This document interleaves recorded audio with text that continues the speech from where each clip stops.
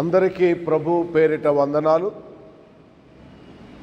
ఈనాడు అమలోద్భవ మాత cathedral విచారణకు చెందినటువంటి యువకులు లెంట్ సీజన్ని ఆధారంగా చేసుకొని ఒక చక్కటి వీడియో తయారు చేయాలనుకున్న విషయం తెలిసినప్పుడు నేను చాలా సంతోషించాను. ఈనాటి యువతీ యువకులు ఈ విధంగా దైవ కార్యాల పట్ల ఆసక్తిని కలిగి ఉండాలని నా ప్రగాఢమైనటువంటి కోరిక. మన ఏలూరు పీఠంలో 2024వ సంవత్సరాన్ని యువత సత్యోపదేశము అనేటటువంటి అంశంతో జత చేసి ఈ సంవత్సరం అంతా కూడా ఈ రెండు కార్యక్రమాల మీద గురువులు, మఠవాసులు, క్రైస్తవ విశ్వాసులు కూడా దృష్టి పెట్టాలని మన పీఠాధిపతుల యొక్క కోరిక. అనగా యువతీ యువకులలో మతం పట్ల ఆసక్తిని రగిలించాలి, దైవ జ్ఞానాన్ని సంపాదించాలి అనేటటువంటి జిజ్ఞాసని వాళ్ళలో కలిగించాలి, వాళ్లకు సత్యోపదేశాన్ని అందించాలి. సత్యోపదేశం సరిగ్గా అర్థం చేసుకుంటేనే బైబిల్లో ఉన్నటువంటి విషయాలని మనం సరిగ్గా అర్థం చేసుకోగలుగుతాం. దేవునికి సంబంధించినటువంటి విశ్వాస సత్యాలు బైబిల్ గ్రంథంలో నుండి సంగ్రహించినవే. వాటిని అర్థం చేసుకోవడానికి ఈ సత్యోపదేశం ఎంతగానో ఉపయోగపడుతున్నది. అందుకని ఈ సంవత్సరాన్ని యువతీ యువకులకు సత్యోపదేశాన్ని అందించడం అనేటటువంటి అంశాన్ని ఒక ప్రధానమైనటువంటి ఉద్దేశంగా కలిగి ఉండాలని మన మేత్రాసనంలో ఉన్నటువంటి 2వ ప్రేషిత ప్రణాళిక మనకి తెలియచేస్తున్నది. 2వ సంవత్సరం అంతా కూడా మనం యువతీ యువకుల మీద, మన యూత్, పునీత 2వ జాన్ పాల్ పాపు గారు ఏమని చెప్పేవారంటే, యువతే మన సంపద. శ్రీసభ యొక్క సంపద ఏంటి అంటే మన యువతీ యువకులే. ప్రపంచవ్యాప్తంగా మనం చూసినట్లయితే జనాభాలో యువతీ యువకులే అత్యధికమైనటువంటి వారు. అందువలన ఈ అత్యధికమైనటువంటి జనాభాగా ఉన్నటువంటి యువతీ యువకుల్ని మనం ఏమాత్రం నిర్లక్ష్యం చేయకుండా వాళ్ళ యొక్క ఆధ్యాత్మిక జీవితానికి మనం అందరం కూడా మన అనుభవం ద్వారా, మన జ్ఞానం ద్వారా, మన ప్రేరణ ద్వారా వారిని ముందుకు నడిపించాలి అని ఆనాటి పాపు గారి యొక్క ఆలోచన. ఈనాడు కూడా మనం అదే ఆలోచనతో మన యువతీ యువకులందరినీ కూడా ముందుకు తీసుకొని వెళ్ళడానికి మనం ప్రయత్నం చేద్దాం. ఈ సందర్భంలో కథీడ్రల్ విచారణకు చెందినటువంటి ఈ యువకుల్ని నేను ప్రత్యేకంగా అభినందిస్తూ ఉన్నాను. వారు చేస్తూ ఉన్నటువంటి ఈ వీడియోని ఎక్కువ మంది చూసి ఇందులో ఉన్నటువంటి సందేశాన్ని గ్రహించి ఈ తపస్కాల ఆశీర్వాదాలు పొందాలని నేను ఆశిస్తూ ఉన్నాను. ఈరోజు మనం ఒక వాక్యాన్ని చదువుకుందాం. యావేలు ప్రవక్త గ్రంథం 2వ అధ్యాయం 12వ వచనం నుండి ఈ విధంగా వ్రాయబడి ఉన్నది. ప్రభువు ఇట్లనుచున్నాడు, ఇప్పుడైనను మీరు పూర్ణ హృదయముతో నా చెంతకు మరలి రండు, ఉపవాసముతో, సంతాపముతో, ఏడ్పులతో నా వద్దకు తిరిగి రండు. మీ బట్టలు చించుకొనుట చాలదు, మీ గుండెలను ముక్కలు చేసుకొనుడు. మీరు ప్రభువు చెంతకు తిరిగి రండు. ఆయన కరుణామయుడు, దయాపరుడు, సులభముగా కోపపడువాడు కాడు, అనంతమైన ప్రేమ కలవాడు. తాను నిశ్చయించుకున్నట్లు శిక్షింపక మన్నించి వదిలివేయువాడు. ఈ వాక్యం మనం తపోకాల ప్రారంభంలో ఆలకించాం. విభూది బుధవారం నాడు యావేలు ప్రవక్త గ్రంథం నుండి, అదేవిధంగా ప్రభు అయినటువంటి యేసుక్రీస్తు యొక్క బోధన నుండి సంగ్రహించబడినటువంటి కొన్ని విషయాలను ధ్యానించుకుంటూ ఈ తపస్కాలాన్ని మనం ప్రారంభించుకున్నాం. ఈ తపస్కాలం యొక్క ముఖ్య ఉద్దేశం ఏంటి అంటే ప్రజలందరూ కూడా తమ యొక్క జీవితాలను పునఃపరిశీలించుకోవాలి, ఆత్మవిమర్శ చేసుకోవాలి. దేవునికి వ్యతిరేకంగా, సంఘానికి వ్యతిరేకంగా, కుటుంబానికి వ్యతిరేకంగా, తల్లిదండ్రులకు వ్యతిరేకంగా, పెద్దలకు వ్యతిరేకంగా జీవిస్తూ ఉన్నట్లయితే, దేవాలయానికి దూరంగా దైవ కార్యాల పట్ల నిర్లక్ష్యం కలిగి ఉన్నట్లయితే, మనమందరం కూడా ఈ తపోకాల హెచ్చరికని ఖచ్చితంగా గమనించాలి. ఆ హెచ్చరిక ఏంటంటే, ఇదిగో ఇప్పుడైనా మీరు పూర్ణ హృదయముతో నా చెంతకు మరలి రండు, మరలా తిరిగి నా చెంతకు రండు. మీరు ఏ విధంగా జీవించి ఉన్నప్పటికీ, ఏమేమి పాపాలు మీరు చేసి ఉన్నప్పటికీ దేవుడు మిమ్మల్ని క్షమిస్తాడు అని యావేలు ప్రవక్త తన ప్రజలకు ఒక మంచి మాట చెబుతూ ఉన్నాడు. ఎందుకని క్షమిస్తాడు అంటే, ఆయన దయామయుడు, కృపామయుడు, తొందరగా కోపపడువాడు కాదు, ఆయన దయాశీలుడు. కనుక ఆయన మనలను ఎలాంటి పాపాలు చేసేవారమైనప్పటికీ క్షమిస్తాడు. మనం చేయవలసిన పని ఒక్కటే, మరలా తిరిగి ఆయన దగ్గరకు రావడం. తప్పిపోయిన కుమారుడి యొక్క విషయంలో జరిగినది ఇదే. అతడు తండ్రి నుంచి వేరుపడ్డాడు. అదే అతను చేసినటువంటి పాపం. పాపం అంటే ఏంటి అంటే దేవుని నుంచి వేరుపడటం. ఆదాము చేసినటువంటిది అదే. చిన్న కుమారుడు తండ్రి నుంచి వేరుపడ్డాడు. అదే అతను చేసినటువంటి గొప్ప తప్పిదం. ఆ తప్పిదం యొక్క పర్యవసానం ఏంటి అంటే, అతన్ని చివరికి ఒక పందులు తినేటటువంటి పొట్టు తినే అలాంటి ఒక స్థితిలోనికి అతను నెట్టివేయబడ్డాడు. కనుక అతను గ్రహించాడు, ఎక్కడ ఉండేవాడిని, నా స్థాయి ఏ విధంగా ఉండేది, దేవుడు నాకు ఇచ్చినటువంటి ఆ అంతస్తు ఏంటి. జ్ఞానస్నానం ద్వారా మనం అందరం కూడా ఒక గొప్ప అంతస్తు పొందాం. మన స్థానం అక్కడ దేవుని దగ్గర. పాపం చేయడం ద్వారా ఆ అంతస్తు నుంచి మనం కిందకి పడిపోతూ ఉన్నాం. తప్పిపోయిన కుమారుడు ఆ అంతస్తును కోల్పోయి క్రింద పడిపోయాడు. ఆదాము తన అంతస్తును కోల్పోయి క్రింద పడిపోయాడు. అయితే దేవుడు తన హస్తాలను విశాలంగా తెరచి ఈ క్రింద పడిపోయినటువంటి వారందరినీ ఆహ్వానిస్తూ ఉన్నాడు. తిరిగి నా దగ్గరకు రండి, నేను మిమ్మల్ని ఆదరిస్తాను. ఆదాము యొక్క పాపము నుండి, ఆదాము చేసిన పాపము వలన కలిగినటువంటి మరణము నుండి ఆదామును రక్షించడానికి తన సొంత కుమారుణ్ణే త్యాగం చేయడానికి దేవుడు సంసిద్ధమై రక్షణ ప్రణాళికను ఏర్పాటు చేసి, తన కుమారుడు ఈ లోకంలో మానవుడిగా జన్మించి శిలువ మీద మరణించి మానవ జాతి విముక్తి కొరకై చనిపోయి తిరిగి లేవాలి అనేటటువంటి రక్షణ ప్రణాళికను దేవుడు తయారు చేశాడు. తప్పిపోయిన కుమారుడు చిన్నవాడు, దుడుకు చిన్నవాడు, తన తప్పు తెలుసుకొని తిరిగి తన తండ్రి వద్దకు వచ్చినప్పుడు తండ్రి అతని కొరకు ఎదురు చూస్తూ ఉన్నాడు. రాగానే అతన్ని హత్తుకున్నాడు, అతనికి మేలి వస్త్రాలు తొడిగించాడు. అనగా పూర్వపు అంతస్తుని మరలా తిరిగి అతనికి అందించాడు. ఏ అంతస్తు నుండి అయితే ఈ తప్పిపోయిన కుమారుడు చిన్నవాడు క్రింద పడిపోయాడో, తిరిగి అతనికి అదే అంతస్తుని తండ్రి ఇస్తూ ఉన్నాడు. దేవుడు కూడా ఇదే చేస్తున్నాడు.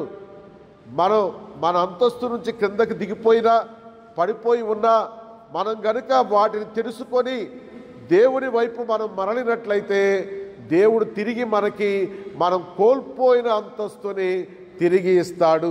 మరలా మనం దేవుని దగ్గర ఉంటాము, దేవునితో సఖ్యంగా ఉంటాం. దీని కొరకు కథోలిక శ్రీ సభ మాత్రమే కాదు, క్రైస్తవ సంఘాలన్నీ కూడా 40 రోజుల పాటు ఈ లెంట్ సీజన్ అనేటటువంటి దాన్ని పాటిస్తూ ఉన్నది. ఈ లెంట్ సీజన్ని చాలామంది శ్రమల కాలం అంటారు. ఎందుకంటే ఈ తపోకాలం యొక్క ముఖ్య ఉద్దేశం ఏంటంటే, ప్రభు అయినటువంటి యేసుక్రీస్తు యొక్క శ్రమలను, మరణాన్ని గురించి ధ్యానించాలి. ప్రతిరోజు ధ్యానించి ఆయన శిలువ మరణం, ఆయన శ్రమలు మనకి ఏమి తీసుకొని వచ్చాయి, మన పూర్వపు స్థితి నుంచి మనం కోల్పోయిన ఆ అంతస్తుకు మనం చేరాలి అంటే మనం ఏం చేయాలో ఈ తపోకాలం మనకి నేర్పిస్తూ ఉన్నది.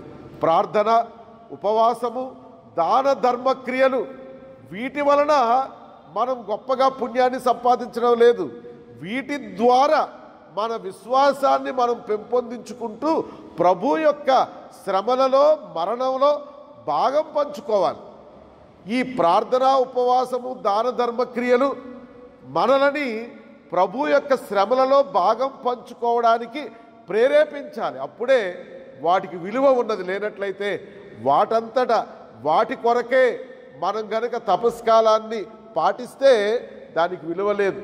తపస్కాలం యొక్క ఆచరణ ఏ విధంగా ఉండాలి అంటే, క్రైస్తవ జన సమూహం అంతా కూడా చేసినటువంటి పాపాల కొరకు దుఃఖిస్తూ ప్రార్థన, ఉపవాసము, దాన ధర్మక్రియల ద్వారా ప్రభు యొక్క ఆ మహాశ్రమలను, మహావేదనను, ఆయన శిలువ మరణాన్ని ధ్యానించాలి. నా కోసం ప్రభువు మరణించాడు, నా కోసం ప్రభు శిలువనెత్తుకొని వెళ్ళాడు, నా కోసం ప్రభు ఈ గాయాలను పొందాడు, నా కోసం ప్రభు నలగగొట్టబడ్డాడు. యెషయా ప్రవక్త వాడినటువంటి మాట ఏంటంటే, నీ కోసం నా కోసం ప్రభు అయినటువంటి యేసుక్రీస్తు నలుగగొట్టబడ్డాడు. ఒక రకంగా చెప్పాలి అంటే ఆయన ఒక మాంసపు ముద్దగా తయారయ్యాడు. కనుక ఈ తపో కాలంలో గురువులు తమ పాత్రను చాలా శక్తివంతంగా పోషించాలి. తమ ప్రజలను వారు చేస్తూ ఉన్నటువంటి పాప కార్యాల పట్ల విముఖత కలిగేలాగా బోధించాలి. దేవుని యొక్క జ్ఞానాన్ని వారికి అందించాలి. ఈ రోజుల్లో మనం చూసినట్లయితే మేత్రాసనం అంతటా మన గురువులు ఎంతగానో వాళ్ళు కృషి చేస్తూ ఉన్నారు. ఉదయం నుంచి సాయంత్రం వరకు ఈ తపోకాలానికి సంబంధించి తమ ప్రజలకు ఏమి అందించాలో వాటిని అందించడానికి ఎంతో కృషి చేస్తూ ఉన్నారు. ప్రసంగాల ద్వారా, శిలువ మార్గాల ద్వారా, దివ్య పూజల ద్వారా, ప్రత్యేకమైనటువంటి రిట్రీట్స్ ద్వారా, ప్రార్థనా కూటాల ద్వారా అనేకమైనటువంటి కార్యక్రమాలు ప్రతి విచారణలో నిర్వహించబడటం చాలా సంతోషించదగినటువంటి విషయం. తద్వారా కథోలిక బిడ్డలందరూ కూడా ఈ తపోకాలం యొక్క ప్రాముఖ్యతను గుర్తెరిగి తాము చేస్తూ ఉన్నటువంటి పాపాల పట్ల విముఖత చెంది దేవుని వైపు మరలడానికి ఒక చక్కటి అవకాశాన్ని వారందరూ కూడా పొందాలని ఈ తపస్కాలం మనల్ని కోరుతూ ఉన్నది. అదేవిధంగా ఈ తపస్కాలంలో ప్రజలు కూడా అందించబడినటువంటి ఈ ఆధ్యాత్మిక కార్యక్రమాలను చిత్తశుద్ధితో అందుకోవాలి. మన ప్రజలలో కొంతమంది ఎలాంటి ఆధ్యాత్మిక కార్యక్రమాలు విచారణలో ఏర్పాటు చేయబడినా వెళ్ళరు. అది మంచి పద్ధతి కాదు. ప్రతి ఒక్కరూ ఇల్లు కదిలి విచారణలో ఈ 40 రోజుల పాటు జరుగుతూ ఉన్నటువంటి ప్రతి ప్రార్థనా కార్యక్రమంలో, ప్రతి ఉజ్జీవ కార్యక్రమంలో పాల్గొవాలి. ప్రజలు కూడా తపస్కాలాన్ని దేవుడు తమకిచ్చినటువంటి ఒక చక్కటి అవకాశంగా లేదా ఆఖరి అవకాశంగా భావించుకోవాలి. ఒక ప్రార్థనా సమయంగా, పవిత్రమైనటువంటి కాలంగా ఈ తపోకాలాన్ని కథోలిక బిడ్డలు తప్పకుండా దానికి కావలసిన విధంగా తయారవ్వడానికి సంసిద్ధులు అవ్వాలి అని చెప్పి నేను ప్రత్యేకంగా కోరుతూ ఉన్నాను. చాలామంది మన విచారణల్లో దీక్ష తీసుకుంటూ ఉన్నారు. గత 35 సంవత్సరాల నుంచి మన మేత్రాసనంలో ఈ చక్కటి ఆచారం ఉన్నది. ఈ తపోకాలంలో ఈ దీక్ష తీసుకున్నటువంటి వారు పాటించే నియమాలు గనక మనం ఒక్కసారి చూసినట్లయితే చాలా కఠోరమైనటువంటి నియమాలు. వాటిని వాళ్ళు ఏ విధంగా అవలంబిస్తున్నారో చూస్తే మనకు చాలా ఆశ్చర్యం కలుగుతుంది. చెప్పులు లేకుండా మనం 2 నిమిషాలు నడవలేం. వారు 40 రోజులు చెప్పులు లేకుండా నడుస్తూ ఉన్నారు. ప్రతిరోజు పూజల్లో పాల్గొంటూ ఉన్నారు. సాయంత్రం శిలువ మార్గం చేసుకుంటూ ఉన్నారు. కొంతమంది ఇంటికి వెళ్లకుండా దేవాలయంలోనే వాళ్ళు విశ్రమించి అక్కడే ఈ 40 రోజులు గడుపుతూ ఉన్నారు. ఈ విధమైనటువంటి కఠోరమైనటువంటి నియమాలు కేవలం దీక్ష వహించినటువంటి వారికి మాత్రమే కాదు, మనందరికీ కూడా వర్తిస్తాయి. ఈ తపోకాలాన్ని అంతే జాగ్రత్తగా మనం పాటించాలి. మన ప్రస్తుత పరిశుద్ధ ఫ్రాన్సిస్ పాపు గారు ఏమని చెబుతూ ఉన్నారు అంటే, మనం ఉపవాసం అంటే కేవలం భోజనం మానివేయడం మాత్రమే కాదు, ఇంకా మానవలసినవి చాలా ఉన్నాయి. చెడు అనేటటువంటి ప్రతిదానిని మనం మానివేయాలి. చెడు అనేటటువంటి దానిని మనం మాట్లాడటం మానివేయాలి. చెడు అనేటటువంటి దాన్ని మనం వినడం మానివేయాలి. ఇతరుల గురించి చెడ్డగా మాట్లాడటం మానివేయాలి. ఇతరులకు ద్రోహం చేసే పనులు చేయడం మానివేయాలి. అబద్ధపాడటం మానివేయాలి. దొంగతనం చేయడం మానివేయాలి. వ్యభిచారం చేయడం మానివేయాలి. దేవునికి వ్యతిరేకంగా ఉన్నటువంటి ఏ కార్యమైనా సరే నువ్వు మానివేయాలి. అదే నిజమైనటువంటి ఉపవాసము. కేవలం అన్నం మానేసి నేను ఉపవాసం ఉంటున్నాను కనుక నేను నీతిమంతుణ్ణి అనుకొని మిగిలిన విషయాల పట్ల నిర్లక్ష్యంగా ఉన్నట్లయితే దానివల్ల ఎటువంటి ఫలితము లేదు. ఆహార నియమాలను పాటిస్తూ ఆహారాన్ని మానివేయడం మాత్రమే కాకుండా దేవునికి వ్యతిరేకమైన అన్ని కార్యక్రమాలని మనం మానివేసినప్పుడే మనం నిజమైనటువంటి ఉపవాసం చేసినటువంటి వారం అవుతాం. అలాగే ప్రార్థన, గతంలో కంటే ఇప్పుడు మెరుగ్గా మనం ప్రార్థించాలి, ఎక్కువ సమయం మనం ప్రార్థించాలి, దేవాలయానికి తరచుగా వెళ్ళాలి, దైవ సంబంధమైనటువంటి కార్యాల పట్ల మంచి అవగాహన కలిగి మనమందరం కూడా మక్కువ పెంచుకోవాలి. అదేవిధంగా దాన ధర్మ క్రియలు, మనం తినేటటువంటి ఆహారాన్ని మనం మానివేసినప్పుడు మనకు పుణ్యం కలగదు. ఎప్పుడు మనకి పుణ్యం కలుగుతుందంటే మనం మానివేసిన ఆ ఆహారాన్ని పేదవారికి ఇచ్చినప్పుడు. ఈ పూట భోజనం లేని వాడికి మనం ఆహారం మానివేసి ఆహారం పెట్టగలిగితే అంతకన్నా గొప్ప పుణ్యం లేదు అని ఈ దాన ధర్మాలు మనకి గుర్తు చేస్తూ ఉన్నాయి. కనుక ప్రార్థన, ఉపవాసము, దాన ధర్మ క్రియల ద్వారా మనం మంచి విశ్వాసులుగా మారి ప్రభు అయినటువంటి యేసుక్రీస్తు యొక్క శ్రమలను ధ్యానించుకుంటూ ఆయన శ్రమలలో, ఆయన మరణంలో మనం భాగస్థులం అవడానికి ఈ 40 రోజులు కృషి చేద్దాం. తద్వారా ప్రభు యొక్క పునరుత్థానంలో మనం అందరం కూడా భాగస్థులం అవుతాం. మీ అందరికీ ప్రభు యొక్క ఈ శ్రమల కాల దీవెనలు అందజేస్తూ రానున్నటువంటి పునరుత్థాన పండుగ శుభాకాంక్షలను కూడా అందజేస్తున్నాను. ప్రార్థన చేసుకుందాం. ప్రేమామయుడమైన మా దేవ, మా సర్వేశ్వర, ఈ తబ్బో కాలాన్ని క్రైస్తవ సంఘానికి ఒక అపురూపమైన కానుకగా మీరు ఇచ్చినందుకు మీకు వందనాలు. ఒక ప్రత్యేకమైనటువంటి సమయాన్ని మీరు మాకు ఇచ్చారు. ఒక ప్రత్యేకమైనటువంటి కాలాన్ని మా కొరకు నియమించారు. 40 రోజుల పాటు మీరు ఏ విధంగా అయితే అరణ్యంలో రాత్రింబవళ్ళు ఎటువంటి ఆహారం సేవించకుండా ప్రార్థనలో గడిపిన తరువాత సాతాను వచ్చి మిమ్మల్ని శోధించిన మీరు ఆ శోధనలన్నింటినీ కూడా అధిగమించి సాతానుపై విజయాన్ని సాధించారు. అదే విధముగా మేము కూడా ఈ లోకంలో మేము పొందేటటువంటి శోధనలను జయించడానికి ఈ ప్రార్థన, ఉపవాసాలను ఆయుధాలుగా మలుచుకునేటట్లుగా చేయండి. సాతాను శక్తులకు, సాతాను యుక్తులకు మేము లొంగిపోకుండా మేమెల్లప్పుడూ కూడా మీ వాక్యము ద్వారా నడిపించబడే బిడ్డలుగా ఎదుగుతూ సాతానుపై విజయాన్ని సాధించేలాగున మాకు మీ వరాలను దయచేయండి. ప్రభువా, మమ్మల్ని ఆత్మశక్తితో నింపండి. మిగిలిన ఈ తపో కాలమంతా కూడా మేము మీ పట్ల ప్రత్యేకమైనటువంటి ఆసక్తిని కలిగి దైవ కార్యాల పట్ల మేమందరము కూడా ఆసక్తిని పెంచుకొని, మక్కువను పెంచుకొని ప్రార్థన, ఉపవాస, దాన ధర్మ క్రియల ద్వారా మీ కుమారుడైన యేసుక్రీస్తు యొక్క శ్రమలలో, ఆయన మరణములో, తద్వారా ఆయన పునరుత్థానములో ఏకీభావంతో మేమందరము కూడా పాల్గొన్నట్టు చేయమని మీ కుమారుడును మా ప్రభువునైన యేసుక్రీస్తు ద్వారా వేడుకొనుచున్నాము తండ్రి. ఆమేన్.